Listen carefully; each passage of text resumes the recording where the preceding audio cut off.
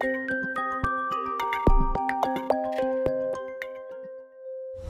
hello everyone. Welcome to our keynote series on digital platform ecosystems. My name is Jan Krämer, and I'm a professor of Internet and Telecommunications Business here at the University of Passau. And today it's my great pleasure to announce the talk by Professor Jens Prüfer in our keynote series. Professor Prüfer is an associate professor of economics at Tilburg University and also a member of the renowned Tilburg Law and Economics Center. And most recently, he was also appointed as an expert to the European Union's Observatory of the Online Platform Economy. I'm very much looking forward to Jens' talk. Jens is really a fascinating and truly interdisciplinary researcher. You will notice that in a second when he gives his talk, really working on the intersection of economics, law, and computer science. But foremost, Jens is actually a thought leader on the regulation of digital platform ecosystems, especially data-driven platform markets, and in the context also of contestability, of achieving contestability in these markets. Already in 2012, in his article with Cédric Argenton, he developed the idea of data-driven network effects, and that this leads to issues in the context of contestability of data-driven markets. Because in such markets, where these data-driven network effects are very strong, for example, search engines, it's very difficult to compete with the incumbent. And I remember very well, Jens, when we first met in your office in Tilburg, you were telling me very excitedly about the new article you were working on, building on that original paper and the idea of domino effects, spillover effects in data-driven markets, and showing that mandated data sharing would be necessary to increase the innovativeness in these markets. And today, that very idea has actually made it to the Digital Markets Act, a concrete policy proposal by the European Commission on how to regulate digital platforms. And there's actually a specific article dedicated to you, right? Article 6J of the DMA, which requires search engines to share their click and query data with other search engines. So at the moment, it's still a proposal, so it's not effective yet, but we can already see how so impactful economic research can be, and interdisciplinary economic research can be. So without doubt, you've been very, very influential in the policy debate, and I'm very pleased that in this keynote, you will take us on a journey on specifically this research, and also research you did more recently for the German Federal Ministry of Finance in developing a test and to identifying data-driven markets. So before I give you the floor, I just would like to mention that this is recorded, and we are inviting any comments through the chat function or the Q&A function. So please raise any questions that you have, and we will take them during the talk, and especially after the talk. If we take it during the talk, you might be on the record. So please be aware of this. And without further ado, please welcome Professor Prüfer with his talk on mandatory data sharing on data-driven platform markets. And we're also looking forward to the discussion that we'll have on the regulation of digital platform ecosystems afterwards. Jens, the floor is yours. Great. Thank you very much. Thank you, Jan. Thank you, University of Passau, for hosting me virtually here. I see so many nice backgrounds. I want to move over and enjoy the river. Let me try to get my my screen shared, if that works.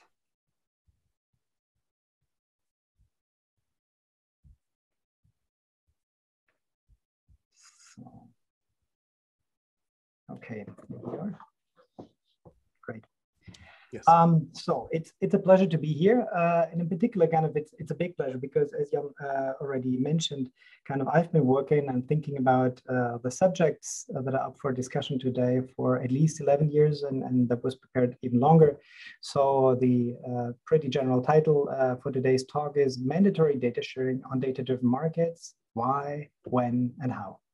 And I cannot underline very much or enough that all of this is obviously not the work of one person. Actually, I'm disqualified to work on many of the individual subjects here, but it's a hugely multidisciplinary piece of work, in several projects and papers. And so kind of the list of kind of collaborators on various projects is kind of is too long to read out right now, but kind of all of them are very, very seasoned researchers from law, from data science, from econometrics, from consumer research. Kind of we have lots of material here. So let me get started. So actually back in 2010, basically, it all started with kind of a talk that Susan Athey, back then chief economist of Microsoft, gave at Tilburg University, and telling us about some fundamentals of search engines. And I had this idea, like, sorry, there is a problem maybe with data, and so where's and so that got us started. And so you could reformulate that to ask, like, what actually is so new, or maybe 10 years ago at least, what was so new about both big data and AI, so artificial intelligence. I will not focus so much on this, but and if so, then it's usually machine learning techniques. So the starting point, I guess, for all of this, for the entire platform economy, is three contemporaneous developments. The first, more and larger sets of unstructured data were available, so big data. We have decreasing prices or an increasing availability of computing power and storage capacity. And in particular, since 2015 or so, very large progress has been made in machine learning techniques, deep learning to mention specific. All of this kind of has been coined the process of datafication by Victor Manner-Schoenberger and Ken Cook here. And so datafication just refers to the general idea of turning many aspects of our life into computerized data.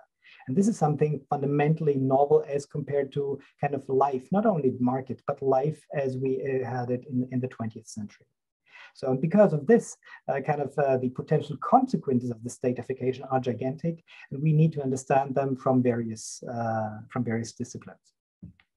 Now, actually, today I will not. This is so broad, right? I mean, huge. I will not, of course, focus on this, but I will only talk about kind of one aspect, which is markets, and in particular markets where competition is most affected by datafication. I do not doubt that the market for bread is also affected by datafication, but I will not talk about the market for bread today. I will talk about data-driven markets. A definition will follow. And so to get you inspired a little bit, kind of some research questions that are popping up here are, for instance, why is a firm like Google so successful, and at the same time its competitors have increasing troubles? What is the role of data here? Is this role problematic? If it is problematic, why is it problematic?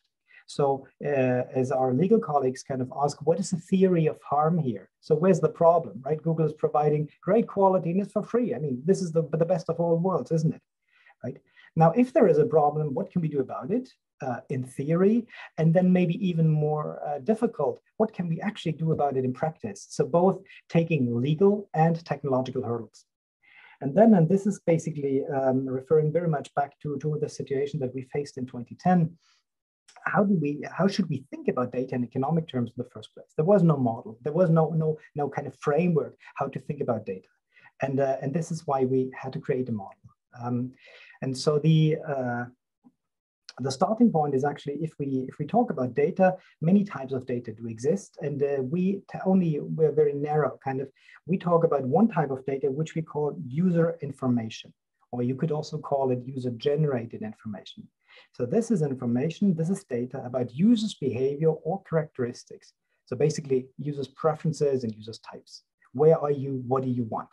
Right? And now in some industries, and I will be more specific, in some industries, the interaction of a provider and a user can be automatically logged. For instance, right now, right? I mean, this is happening via Zoom, and of course, Zoom logs what we're doing, right? There are some privacy terms and conditions, but in principle, this is running via a server, it's logged. So somebody can learn from what we do right now via this technology. And then in some industries, this log data, kind of this user information, is also an input into the innovation process, improving service quality or user experience if you have more of this user information. And then, and this is very key that you understand that part. Maybe it's already trivial these days, but this is the basic effect of what everything I will be talking about today, basically. This is what we call the indirect data-driven network effects. And indirect data-driven network effects refer basically to a novel economic mechanism, such that if you do have a bigger market share today, let's assume that, kind of your bigger market share than your competitor today. Then by definition, you have more users today, bigger market share, and consequently you have your more user information today. So you know more about your users' preferences and characteristics. And then kind of this makes it easier for you actually to innovate. So your R&D kind of investments today are cheaper. Consequently, it's easier for you. You will actually invest more into R&D, which of course means your product will be better tomorrow or your service, right? And because your product is better tomorrow, you will have a bigger market share tomorrow. So depending on your perspective, this is either a virtuous cycle if you're the incumbent or the largest company in the market, or it's a vicious cycle if you are anybody else.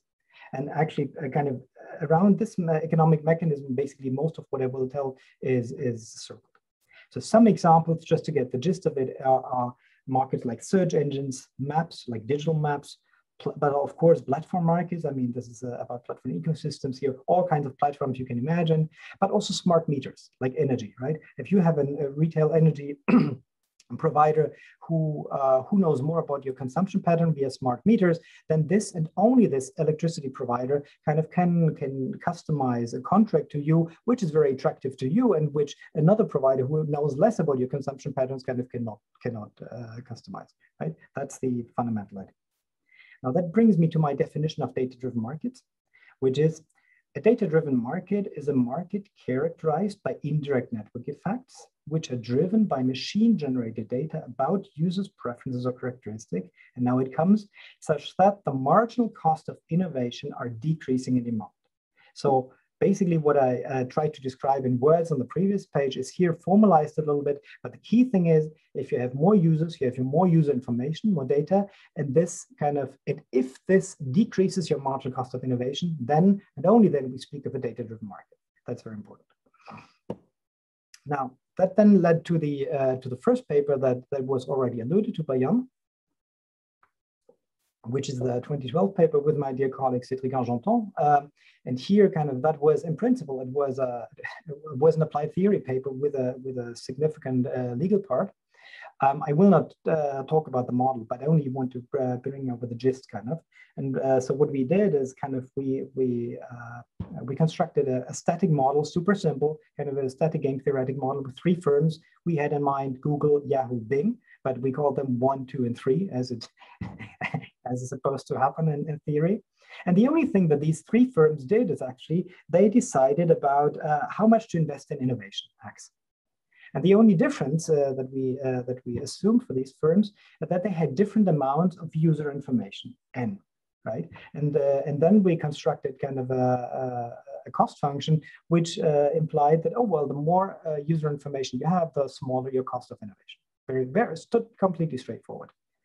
Footnote, it took us 30 different models in order to arrive at the model that we right now have, right? So there was some, that's ex ante and ex post.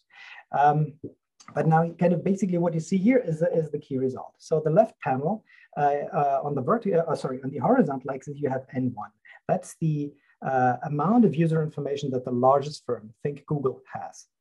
On the vertical axis, you have the equilibrium innovation investments. So what you basically see is the higher the advantage in data that the leading firm has, the higher the innovation investments that the leading firm will actually make, and the lower the innovation investments, and consequently also the lower the quality of all other firms. This translates kind of one-to-one into demand, into market shares, which then basically means, okay, again, the larger the quality, the higher the quality advance of the leading firm. Actually, D is for demand or market shares, kind of the higher the quality lead. Now, this very simple model already makes 3 predictions, which are important. The first is market tipping. Right, market tipping means that from a certain point onwards, and that here, kind of this model, it should be somewhere here, kind of from a certain point onwards, kind of market shares cannot revert anymore, but basically the larger firm gets larger and the smaller firms get smaller. That's the first prediction. Another prediction that is related to this is that the larger firm actually increases its profits tremendously, whereas the others have problems. And finally, what you already see here, kind of the smallest firm is predicted to get a negative market share, or in plain terms, it is predicted to exit the market at some point, right? So if we bring this to the data, as I said already back then, we find all three predictions confirmed. So what you see here is, this is empirics, very simple. This is just the development of market shares for the three major search engines in the United States between 2003, when Google actually became the prime search engine there, and 2010, that's basically when we wrote the article. This is always nice to compare this picture with that picture, right? So that's the market tipping that we predicted was actually happening at these days. And I will have more data on market shares in search engines later on. So you will find that even much more radical today. The second prediction was profits, for increasing profits for the large firm, the small ones for the other ones. This is even in 2013, Google made gigantic profits from search, whereas its competitors, Yahoo and Bing, made very small profits. In the case of Bing, Bing belongs to Microsoft, and Microsoft cross-subsidized Bing for many, many years. And maybe they're still doing it today, I don't know. And then finally, the third prediction was that market exit of OneFollow, and even that happened in 2010, because in spring 2010, Yahoo actually stopped running its own search engine. Since 2010, Yahoo is only a shell, and so since then, basically, they source their search results and advertisements from Microsoft, and since 2015 from Google. Right? So that's what happened. So from that perspective, that first model was not too bad. However, as I said before, the model was heavily criticized by several economists, in particular because they said, look, this is a static model, one period. So what can you learn about innovation, which is a dynamic process? You need to construct a model where, if firms decide about innovation today, they consider that this affects both their profits today, but also their their market shares tomorrow. And and you need a more general model that incorporates that. And that's then basically the second paper that was also alluded to with my colleague Christoph Schottmüller, who's at the University of Cologne these days. And so what we did here is to construct a more general dynamic game theoretic model. And but the short story is that the gist of it is exactly the same as the first one. So what we see here, if you have a look at the left panel, then you see that there are these little red dots. That's that. And so over time, so this is T is time, over time, if you have two companies in such a data-driven market, then what it shows is that these little red dots, these are equilibrium investments of the leading firm. And so they would increase. And still these are equilibrium investments of the second firm. So there would, for a while, there would be some competition among the two. However, at some time, when the market actually has tipped, the second firm goes up, and its quality, its innovation investments in equilibrium would just decrease, and then it depends on parameter realizations whether it decreases to a small or even to a zero level. And at the same time, and this is a little bit the tricky part here, that after market tipping, the equilibrium innovation investment of the leading firm, they also go down to a very small or even to a zero level. Why is that? Because then the amount of data that the large firm has access to serves as a cushion. It protects a large firm from active competition, and with a small firm doesn't have an incentive to innovate because it knows it can be kicked out of the market immediately, and then it sits on its cost for innovation. Not good, so I don't do it. And as a best response, the leading firm also doesn't innovate. Right? Because they said, look, I get my monopoly rents. This is my market share. It's close to one, or it's actually one, right? And I get, so the life is good for me. So that's the key insight here. Market tipping, and market tipping is bad because it reduces innovation incentives for everybody involved tremendously. So that's the theory of harm. That's important to understand. Then we showed actually, and so this is where the second paper also goes beyond the first. This is not only about search engines, this is about data-driven markets in general. And so we showed that actually the notion of connected markets, where two markets are connected, if having more user information in one market makes innovation in another one cheaper. So for instance, think about you are active in one market and you're dominant in the search market. And then there's another market called the digital maps market. And some of the search queries that you have, they contain geographic information. Consequently, you can serve your map customers better. right? So you have this leverage. And we show here that under very mild conditions, kind of if you have a data-driven business model in both of these markets, and you can kind of use the same core data about users' preferences and characteristics for both markets, then you can tip both markets. And this one slide kind of explains nearly everything that Google has been doing in the last 15 years, right? Kind of they started with a very lean search engine, and whatever they do, balloons above the Sahara, investing in a mortgage platform in the United Kingdom, many things.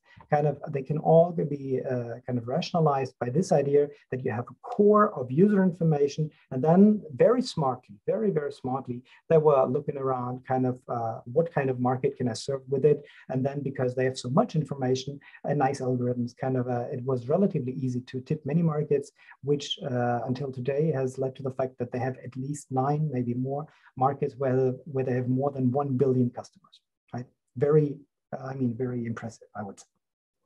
Now, what to do about it? Because obviously the problem is we just try to show that on a data-driven market, it tips. Tipping is bad, and it can even be leveraged to other markets, right? So we don't want that as a society. And then already in 2012, this is basically the version that we had there, we proposed a solution. Namely, all firms in data-driven markets should be required to share their anonymized user data among each other and among new entrants. This is kind of the first version of mandatory data sharing. And here, as it's good in good theory, naively, we suggested that, oh yeah, and then everybody would have the same amount of data. And what would that mean? Basically, it would mean this.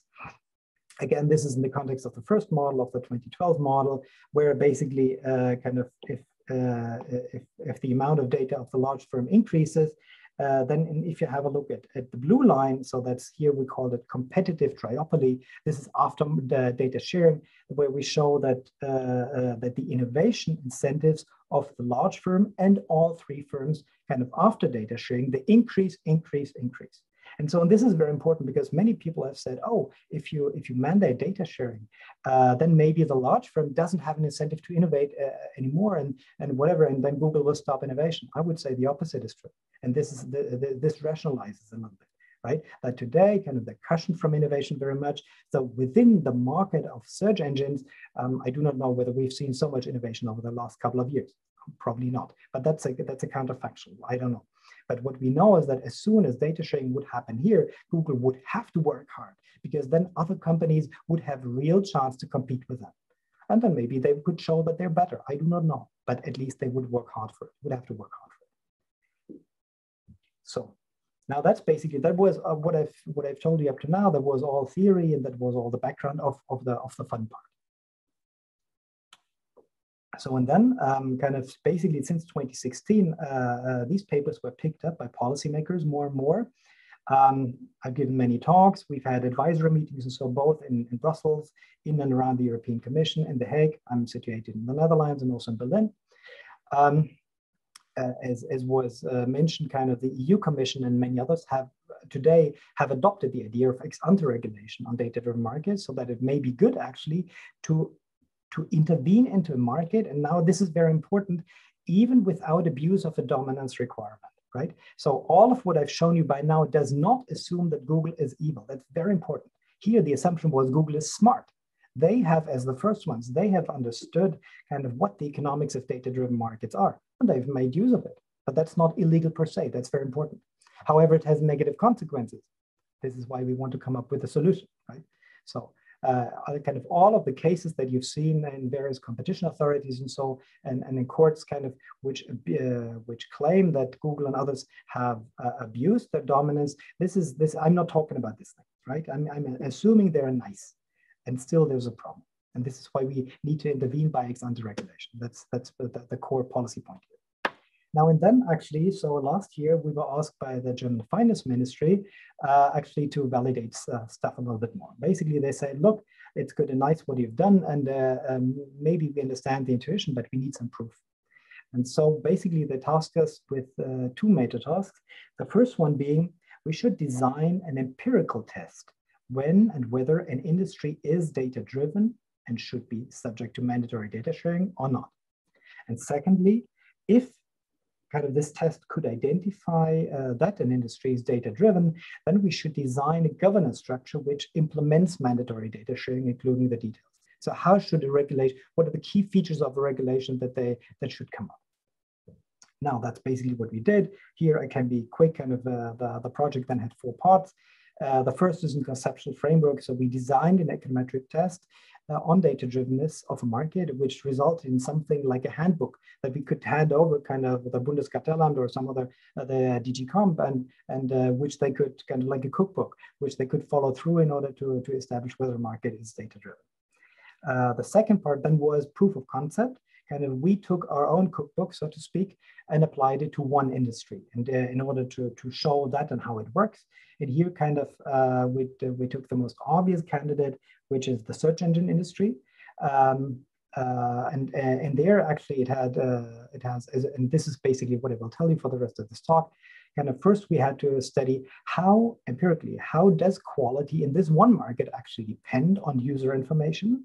And secondly, once we know maybe that quality is very important, actually which product attributes are valued by users? So how much, how important is it for users that quality is higher or not, right? Or is maybe privacy much more important? Because so only if both things come together, then actually we can answer the question whether a competitor has a fair chance of entering this market or actually not without access to user information. And then the second part is first institutional design, like if we know that a certain market is data-driven, who should share which data with whom, who monitors, who enforces the data sharing, all the organizational details. And of course, this should ideally be compatible with European and German law in this case, because the German Finance Ministry kind of charges with that. So that's what we did. And this is what I will be talking about. So here, actually, the idea for the test for data-drivenness, I will not go into details here, but the kind of the idea is very straightforward, that there are a cross effect between demand, you have more users, onto data. Well, if you have more users, then you might get more data. And then the key question is, well, if you have more data about your users, how does that affect the quality that you can offer in a market? And if you have more quality, how does this actually affect users' choices or demand in the kind of again, right? So these are the steps we need to evaluate. This is just, now I said, because we applied this thing to the search engine industry, and for most of what I will be talking about, at least the empirical part, it will be focusing on search engines. So this is just to confirm to everybody kind of that apart from China and Russia, Google in the search engine market is really absolutely dominant. They have market shares mostly above 90%, right? Nearly everywhere. I mean, this is if this is not dominant, then we have difficulties finding a dominant case, right? So that's basically the background, the discrete empirical background.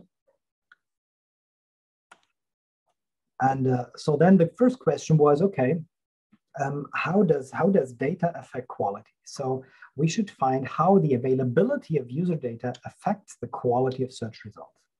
And in order to do that, we conducted an experiment with the German search engine Clicks. We were very grateful, actually, that they collaborated with us. I'll tell more about that, but that was very helpful, actually. And kind of as a motivating effect, let me just say that one of the things, kind of the first establishing fact that we identified here is that quality among search engines, Google, Bing, and Clicks, that it differs. So that's kind of an insight coming out of this. I mean, of course, this is something that we might have known beforehand, but I'll go much deeper. But now, importantly, if we observe quality differences, of course, the question is, why is that? Is it that the leading search engine, Google, has more user information, one option, or is it that they just have a better algorithm? That could also be, right? And if both is true, which one of the two is key? And so that was basically the question we were trying to answer. Before I show you kind of details of the experiment that we ran, kind of some terminology. First, you probably know what a search query is. The search query is the search string submitted to a search engine by the user. So that would be Passau Italian restaurant. That's a search query. Now, the search result is basically, it's a list of URLs generated by a search engine as a result to this specific search query. So it would probably contain a couple of popular Italian restaurants in Passau and maybe in the surrounding villages or so. And it could also contain whatever, some platform that, like Yelp that offers some advice about the quality of restaurants or so. That's a search result. And here empirically, we focus always on the top 5 URLs. And then it is important to know what a query log count is. A query log count is just a number that says how often which URL has been clicked on in the past for a specific search query, right? So if it says whatever Passau Italian restaurant, and then you have this trattoria for whatever, and then maybe the click was 22 over the last 2 weeks or so, which would have implied that when it came up 22 times, this one URL was actually clicked, and that can be compared to others. This is relevant information for the search engines, and the question now is how relevant. Now, so clicks being situated in Munich, this was actually, it was a very, very interesting time when we discussed with them, when we cooperated with them, that went on over months. But actually the data that we got were all taken from April 20th to 26th of 2020, so last year. And what is very important is that only 4 days later, on April 30th, clicks went out of business. Well, basically, they announced that they would close down the search engine. So, which of course was very reassuring that the theory maybe has some merits, right? Because they, as a dwarf, were fighting against the giants, and now we saw the death of the dwarf. So that was very impressive. What they basically did is they gave us and that's what they did. That's not what we did. They gave us 5 times 1,000 random queries and the associated query log counts and the associated search results. Of their actual searches that were run in this time period. And importantly, they subdivided these search queries in 5 buckets. Bucket 1 was most popular queries, on average 72.1 times searched in this period. Bucket 2 was a little bit less popular than bucket 3, so rare queries and very rarest queries. So that was actually going on. What is important is that there is a very large right tail here.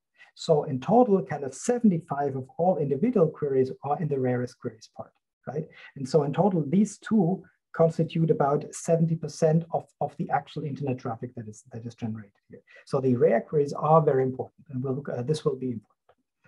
And so what we then did, so then we got the data, and now the question is, okay, now how to measure quality here? And we developed 2 novel measures of quality. The first was what we call human assessment. So we hired some research assistants and also some click workers. The click worker is a company actually in Germany. So it was helpful that we had German people here. And they, like Amazon Turk, they do little jobs. And in this case, we presented them with a search query and with we presented them with a search query and with search results. We did not tell them from which search engine it came, and sometimes we even mixed the results from several search engines. And we asked them, look, which is the best URL for this question, which is the second best URL, and in total, how satisfied are you with the total result of 5 URLs that we present you with, right? So in this, so we evaluated the top 5 results for a query from clicks, and actually at the same time, because we got the data on April 27th, we got via an API, we retrieved the data from exactly the same queries on Google.de and on Bing.de from in order to have a fair comparison, right? So we basically saw what in this time what clicks. What kind of search results clicks popped up or produced as answers, and what Google and what Bing did. So that was, and then we saw how human assessment works and what they said. The second thing, I should mention maybe, so here we only use 500 of the random queries because that's 10% of our data that we asked human assessors to assess. And then we use the full data set, the 5,000 queries. And this is basically where data science methods came in, because here the idea then was, okay, so we know that Google has pretty high quality, or that's what everybody assumed. Let's just assume this is a gold standard. and then how close can clicks get to Google's result? So how much overlap can there be among the top 5 results that are shown, right? Depending on the amount of data that clicks can use.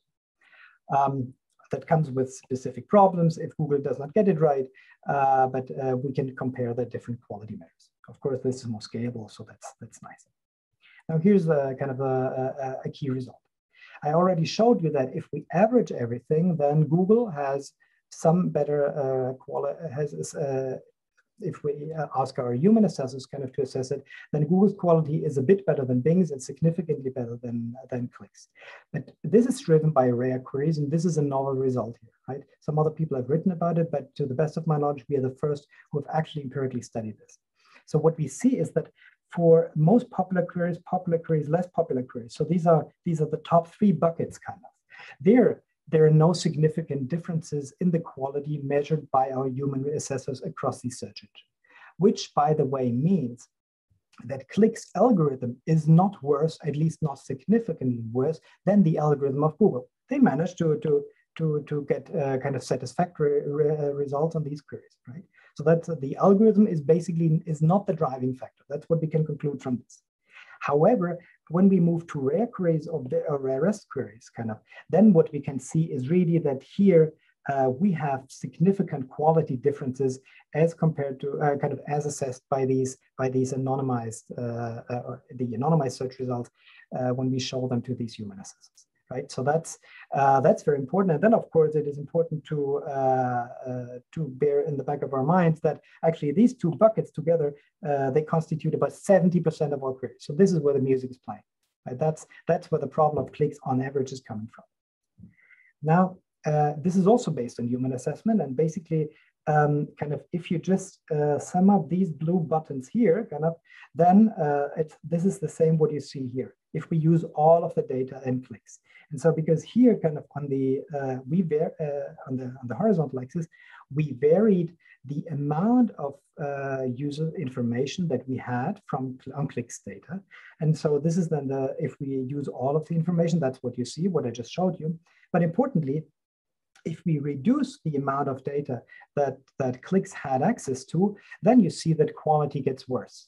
So actually the quality depends on the amount of user information. And here even what you can see is that kind of for the top 3 buckets, kind of the more popular queries, kind of there it is sufficient roughly to have about 20% of the data that clicks has, such that, and then basically the increase levels off. Right? So then you get satisfactory results. However, this is not true for the rare queries, right? So here, this is pretty steep, and the quality difference here is also large. So the rare queries are important, and the problem in rare queries is driven, that's what this shows, kind of by a lack of user information that clicks has access to. Final point on this, now here we take the complete data. This is driven on kind of the machine calculated overlap between clicks and Google's top 5 results, depending on user information available to clicks.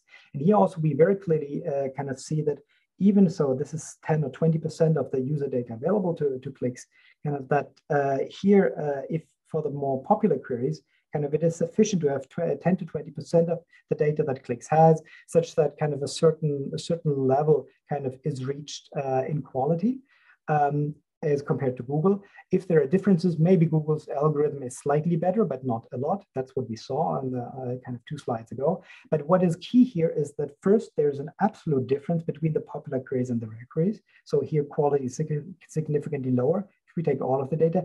And what is even more important, if you have a look at the first derivative here of these 2 curves of the rarest and rare queries, then we see that this is continuously kind of monotonically increasing, which implies if clicks had more user information on these rare queries, they would improve their quality. That's what comes out very clearly.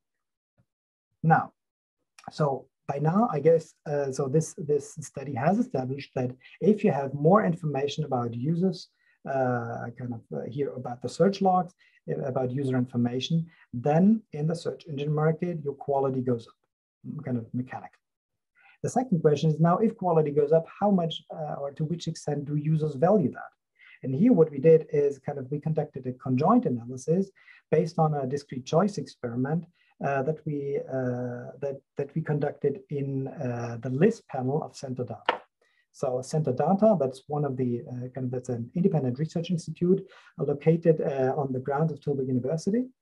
And they manage the list panel. This panel, you may not know, but that's a representative household panel for the Dutch population. It's something like the socioeconomic panel in Germany. And this is a completely internet-based panel. I do not need to talk about this. And so like 5,000 subjects or so, they respond to queries every 1 or 2 weeks. Now, what we got 821 respondents, which were representative for the Dutch population. We have some background characteristics, which I will not show you. And what is important is kind of the discrete choice experiment basically means without any context, kind of no brand names or nothing else, no specific layout, and in a completely neutral setting, these subjects were asked, okay, here you have 2 search engines.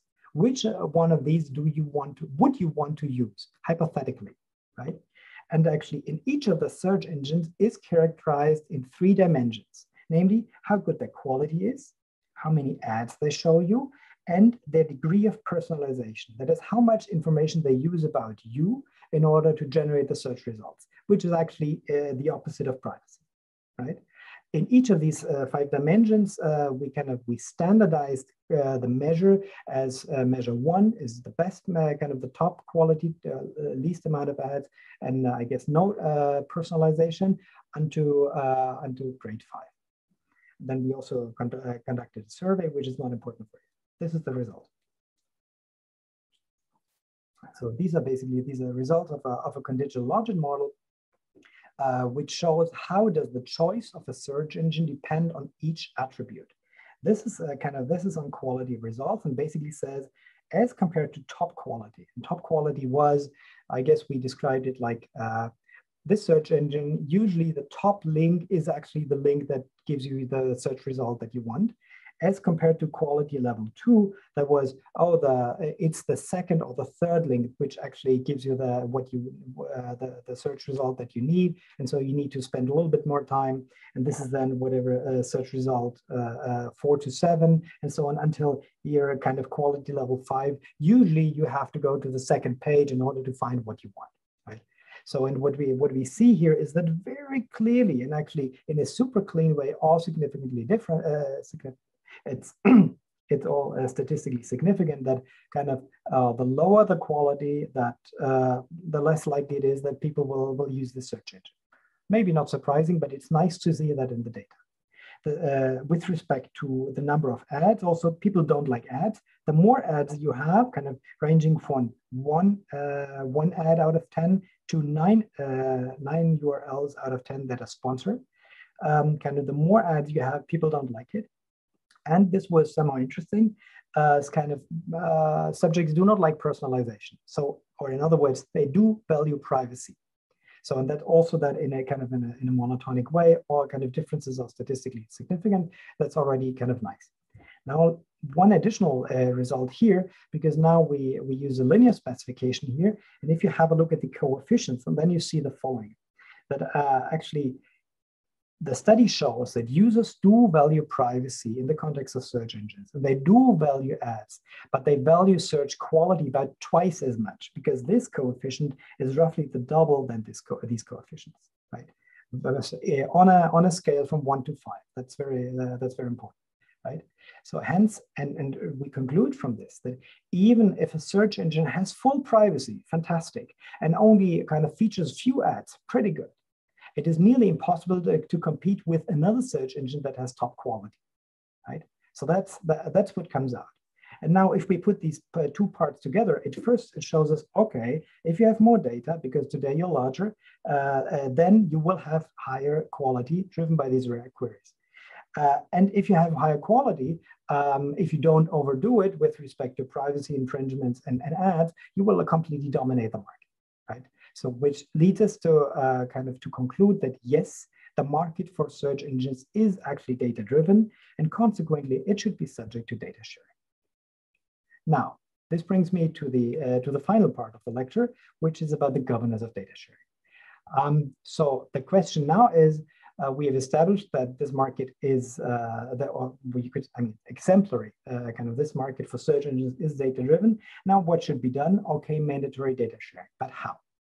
So we need first, because before we go into details of the governance structure, kind of we need to we need to answer a couple of general questions. The first is who and what to share. So who should share and what to share?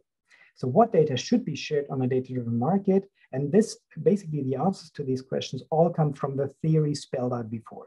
And the simple answer to this question, what data should be shared, is it's the user information. Importantly, user information is raw data. These are in the case of search engines, these are search logs. It's nothing else. It is no process data or even algorithms. These should not be shared.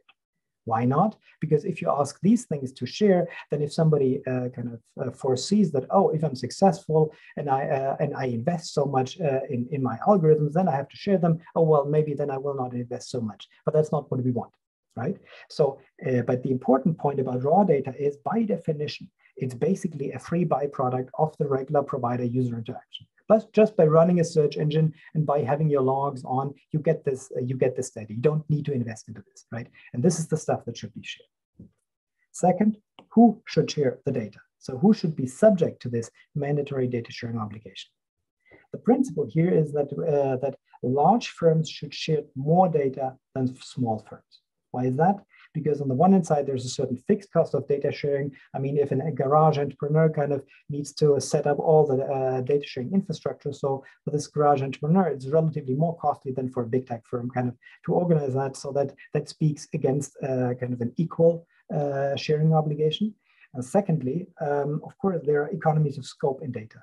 This means that if a firm that is active on many markets that already has a lot of data gets even more data, then the marginal value for this company will be higher to get additional data, because they can train the machine learning algorithms kind of on a broader and deeper data set than what is happening for a small company. So due to this fact, kind of, yeah, basically the conclusion is that large firms should share more data than small firms. And now we translate this into a specific proposal, which says we should oblige a firm to share its user information on a data-driven market if it has at least 30% of market share. Well, it is clear that the 30% as any specific number can be discussed. And I have no proof whether 30% is better than 29 and 31. However, there are a couple of instances where, in particular in competition law, that these 30% are deemed to be expressive for a certain market power. What it also means is that if we have a 30% threshold, this would both capture tipped markets and markets that have not been tipped yet, but are in the process of tipping. I'm thinking, for instance, about online travel agencies, where right now the two leading companies, Booking.com and Expedia, both have market shares above 30%, so they would both be subject. And we do not only want to subject only the one leading firm, as long as the race has not been decided yet, right? That basically why we think that 30% sounds like a good threshold. Next question. Well, who should get the shared data, right? So we have 1 to 3 firms by definition. More than 3 firms cannot have a market share above 30%. So and they have to share data with whom? Well, actually, again, this is driven by the idea that that user information is basically a free byproduct of the regular process. Consequently, it's economically efficient to share with everybody who has marginal benefits higher than the marginal cost. If the marginal costs are 0 or very close to 0, then we should share as widely as possible, which suggests that user information should be shared with every organization that is active in a respective industry, or that can explain how it would serve users with the data, right? Very widely. There is a twist, and I'll come to it later, because of course this is privacy problems. An additional question that is regularly brought up is also, okay, and for which price should it be shared? Again, coming from the insight that user information by definition is basically available for 0 to the providers, to the incumbents, it is pretty obvious that there should be no price. The sharing should happen for free. This is efficient. right? If I get something for free, there's no reason there's no reason that I should be able to charge money, because recall the idea of the entire intervention of the entire regulation is to level the playing field. Right? So we want to tweak it back such that the smaller companies do have a serious chance to compete against the big firm in order to refurbish competition here. Now, these were the preliminaries. Then let's go into governance. A few more slides than with that. Assume that the number of firms that have to share data, the senders, these are end firms, which could be up to 3, right, above 30% market share. At the same time, if we implement what we just said on the previous slide, there could be many firms, hundreds, maybe thousands, who have the right to receive data. Hence, the number of connections n times n, if we decentralize data sharing, so if there is a direct connection from each Google and potentially each other kind of dominant firm to the receivers, is very high. By contrast, so this suggests that actually in these settings, a centralized intermediary may be efficient. So a centralized intermediary who collects data from n firms, 1 or 2 or 3, and then bundles it and then distributes it to n firms, right? So centralized intermediary, okay, that sounds good. However, and now the fun part comes in, because this is where legal scholars contribute a lot. There is the so-called Moroni case law from 1958, which suggests that delegation of discretionary powers to bodies not established by the EU treaties is prohibited, which means we cannot just set up an agency, a centralized EU agency that collects data, that distributes data, and here we go. That is illegal. What we would have to do is to basically to amend the EU treaties. Now, if you understand the governance of the European Union and getting everybody, all 27 national governments on board, this is very difficult. So we don't go down this route, but we try to find something around. And in order to do that, we first have to identify what actually it means to govern data sharing. So this authority or this organization that is in charge of enforcing and investigating and so the data sharing has to do 3 different tasks. The first is investigation. So this is basically to collect and to analyze information about markets that could be data-driven. That's, in other words, there must be somebody who applies the test for data-drivenness that we've developed.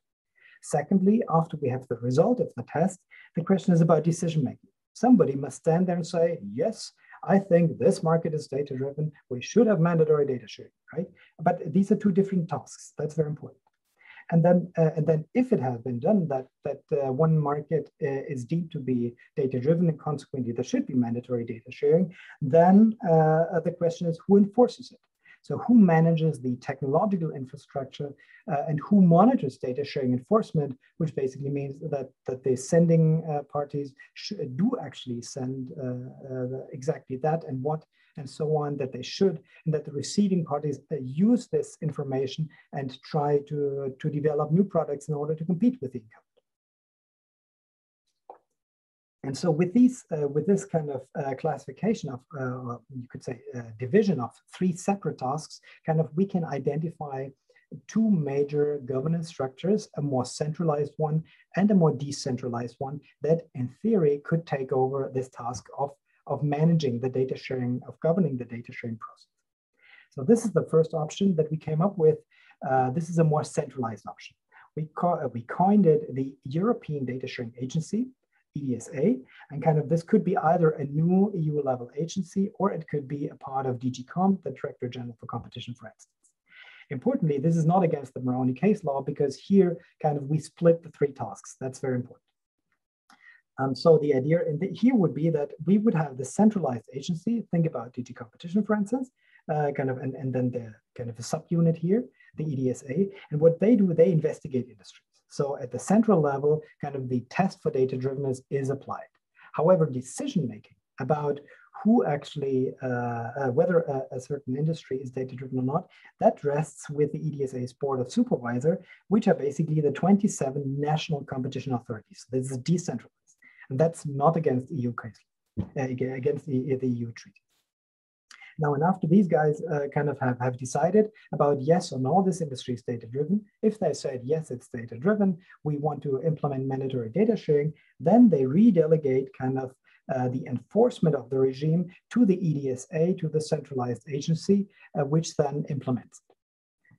The second option we came up with is a more decentralized version. This looks very sketchy here.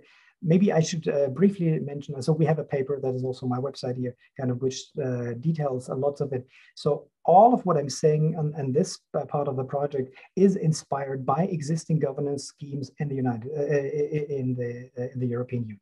So like the PSD2, so the Payment Services Directive, and the E-commerce Directive, and some other parts, kind of where kind of precedents of all of these ideas here have already been implemented in existing EU organizations. And here the idea with the what we call data sharing cooperation network is, well, somebody must initiate a certain investigation that could be DG.com, but it could also be any national competition authority. And then if we would start with the relevant NCAs for national competition authority. So we would start with the relevant national competition authorities for a specific industry. These would be the ones maybe where the headquarters of large companies in this industry are located, or where lots of users are located, or whether for whatever reason that these competition authorities just have a lot of experience, right? So basically the relevant national competition authorities, they start the process and they determine one out of their own circle, kind of which they determine the lead national competition authority. And this one lead national competition authority, so for this industry, it's whatever, the French kind of competition authority, and for another industry, it's the Italian one, I don't, right? So these relevant national competition authorities, they call the lead NCA, which then investigates and proposes a decision. So they apply the test for data-driven. They propose this back to the relevant NCAs if they unanimously think, okay, this is a good, kind of a seasoned decision, then they determine, yes, this market is data-driven or not. If there is no consensus, then the case is forwarded to the 27 presidents of all national competition authorities who vote about it, right, as representatives basically of the entire European Union. And then there's a kind of, they make the final decision, and then the lead national competition authority again is charged with implementing the enforcement. So what is important, even if this may look a little bit hazy or so, but if for both of these options, there would only be one decision whether a specific market is data-driven or not. And there would only be one authority that implements the data sharing obligation with effect across the entire EU. That's very important. It's very efficient organizational structure. Now, what we could also think about, yes, I'll sum up, I guess, in 1 or 2 slides. What we could also think about is actually to mix this. So this was the EDSA version, this was the decentralized version, and we have also the mixed infrastructure, and which we deem as probably the most efficient one.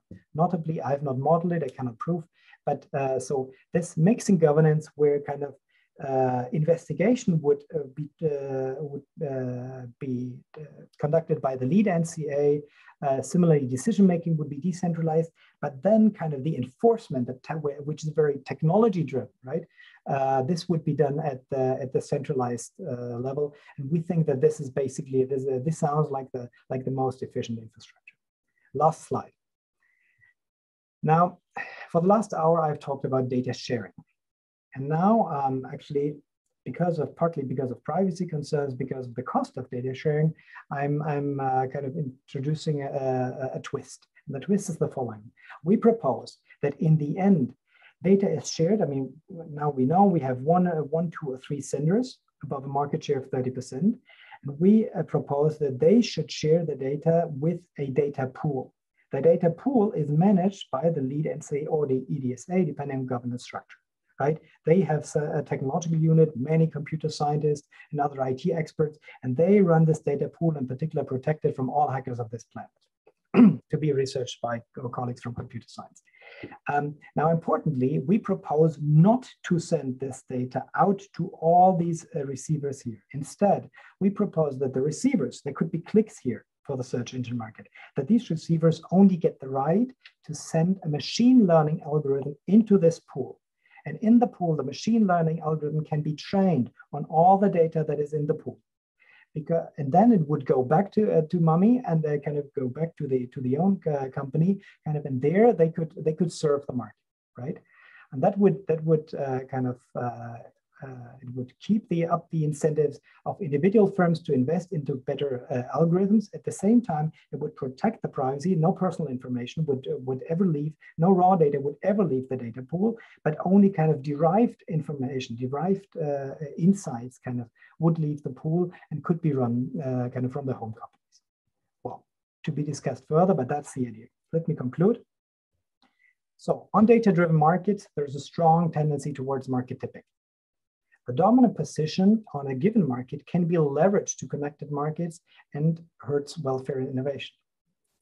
Mandatory data sharing of user information can mitigate the problem.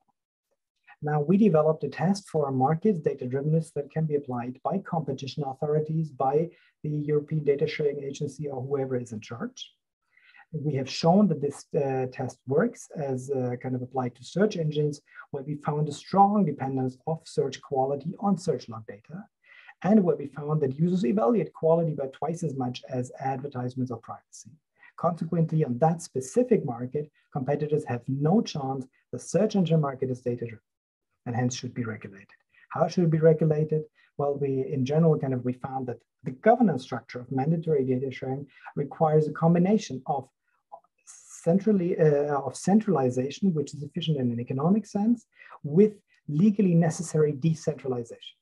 Right? That's what the Moroni case law came up with. We kind of offered three options here, but think that the mixed governance structure probably is the most efficient one. Well, I thank you very much for your attention on this sunny day.